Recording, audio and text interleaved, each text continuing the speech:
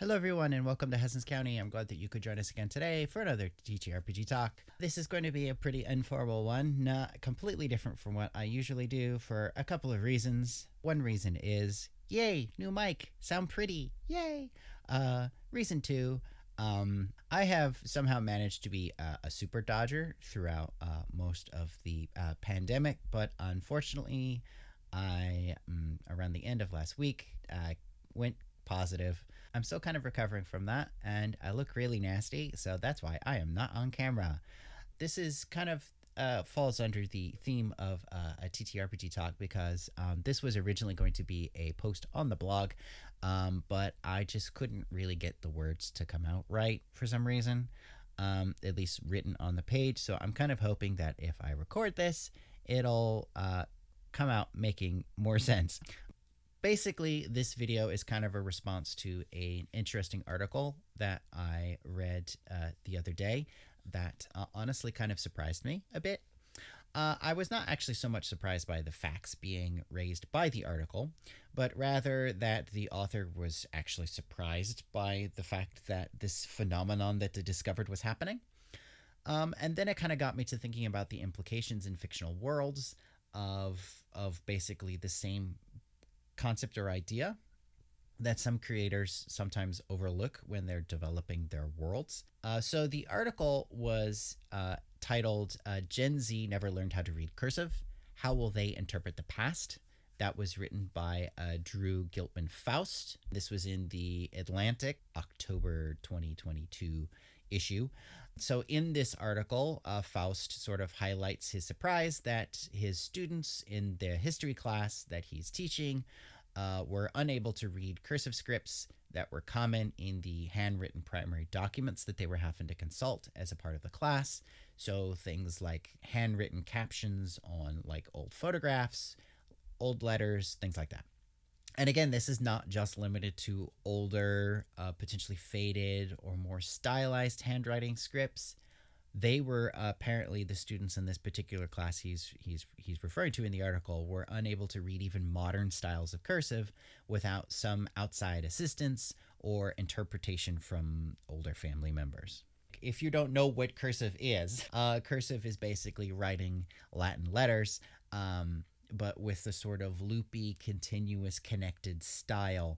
When you write all of the letters in your word, they all kind of connect together in some capacity or another. Those of you outside of the United States who might be curious on why this is kind of going away, the education system honestly has stopped teaching it about like 10 or 12 years ago in order to allow for more time to teach things like digital and computer literacy and media literacy and things like that in schools.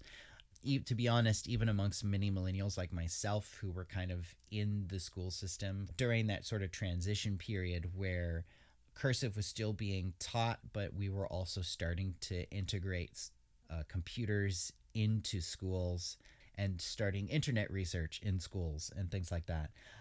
Cursive handwriting skills were, in my experience, they were only really taught for a year, and it was in late elementary, like third grade, fourth grade. Honestly, this was too late and too brief for a lot of us to really retain anything beyond the bare basics. Like a signature. so yeah, unless you like were encouraged to write cursive quite frequently outside of school, or you kind of picked up calligraphy as a hobby, you again, like signatures were about as the only real bit of cursive that usually sticks.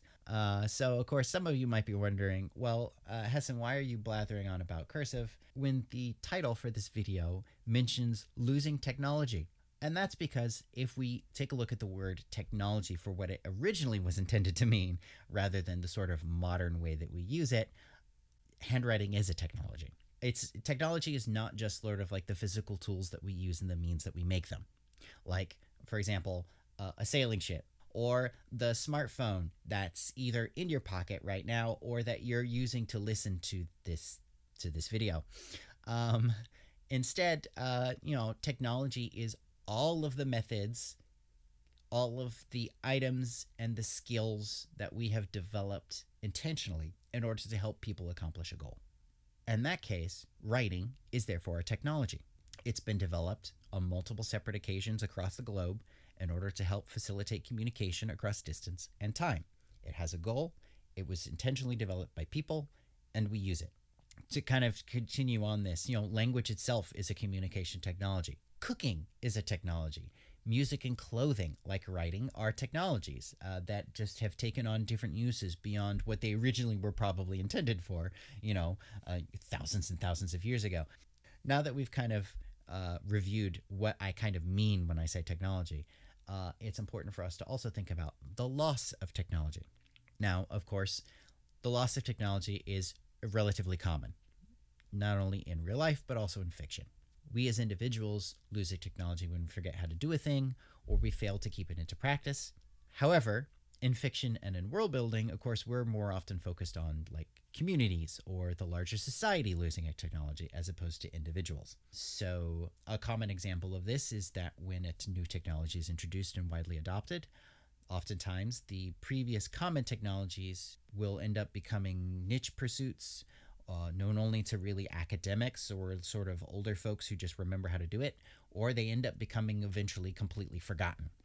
Obviously, it's important to remember that this is not always necessarily a bad thing for a society as a whole. After all, I don't imagine that anyone listening to this video would want their doctor to go back to using medical texts written by Galen from the Roman era, or four humors theory in order to inform their medical practice in a hospital. However, there are plenty of examples of losing technology having a negative impact on society, whether that be on individual people, on specific cultures in a society, specific professions. So some examples of this might be, the countless societal impacts that you can think of from the various industrial revolutions, digital revolutions, and globalization. New technologies supplanting old technologies. All of a sudden, lots of people who used to be using that technology suddenly, they don't have jobs anymore.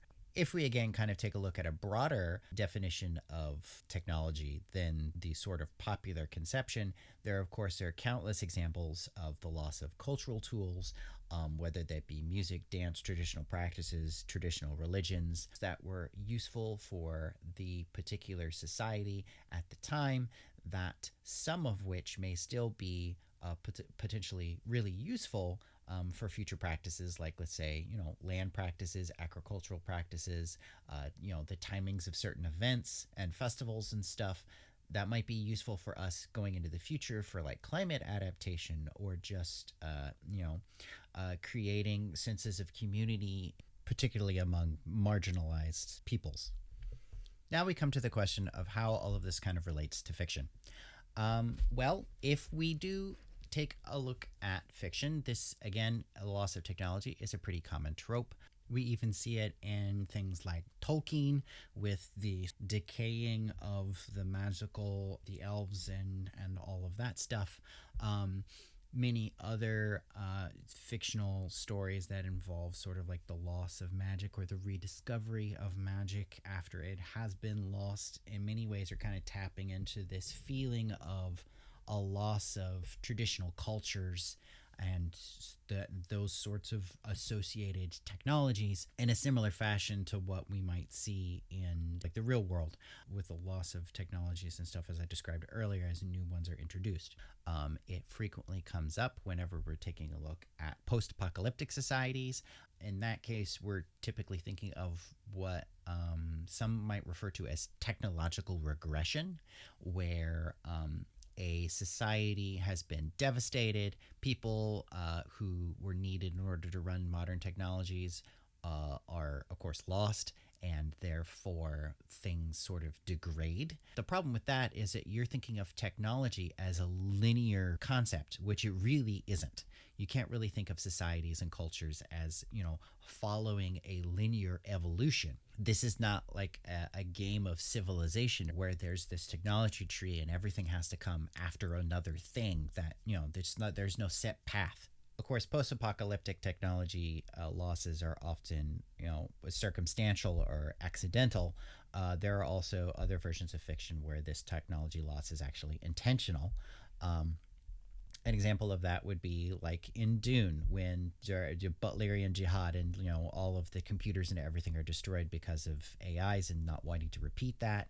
Another version is present in the Safehold series by David Weber, where you have humanity basically has a maximum technology limit imposed on it on this new colony called Safehold, because they're trying to avoid detection from this alien species because humanity had developed beyond a certain point, and this alien race just tries to wipe out every potential rival that ever pops up. In Mass Effect, we've got the Reapers, similar to in the Safehold series. And then finally, another one I want to discuss in a bit more depth is one that actually has both elements of this, and that would be the Pern series that was created by Anne McCaffrey. To try to summarize a little over 1,000 years of Pernese history, Pern essentially is supposed to be pastoral by veterans of a devastating war and some social outcasts who were trying to create a way to escape urbanized corporatism that was controlling significant parts of the galaxy up to that point.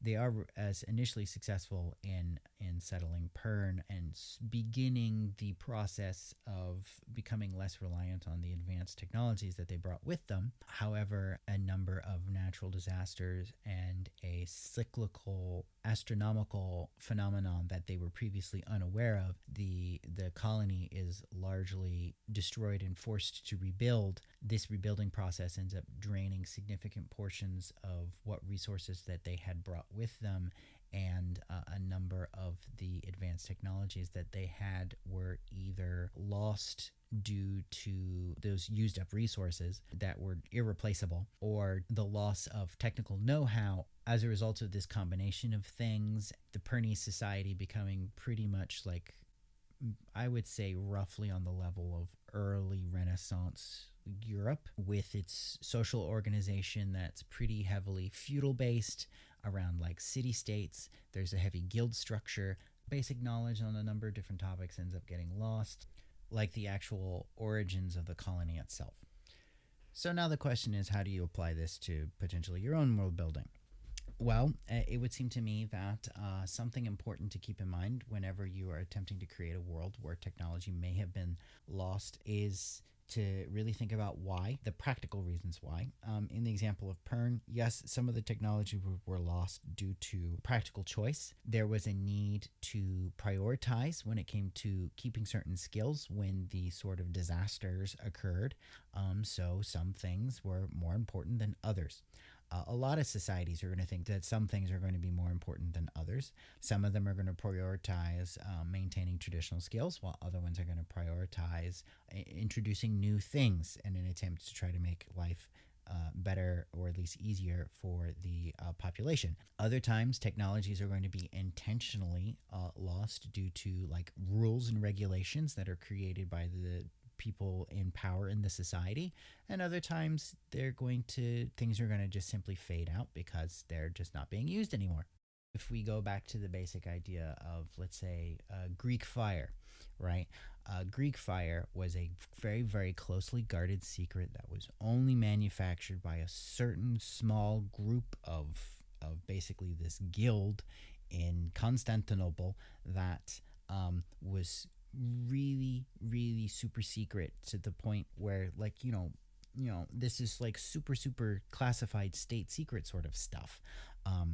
So eventually you just happen to have the wrong people end up dying at the wrong time who hadn't managed to pass on their secrets to somebody else yet, and then everything is lost. If it is something along those lines where it was just a closely guarded secret and it's just been lost because the secret wasn't passed on, then this is something that you could potentially rediscover.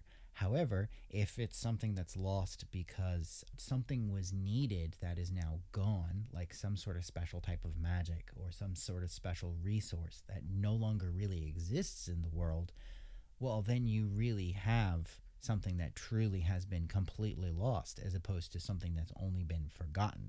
Another thing you're going to want to consider when you're thinking about lost technologies is what would be left behind by the technology that was lost.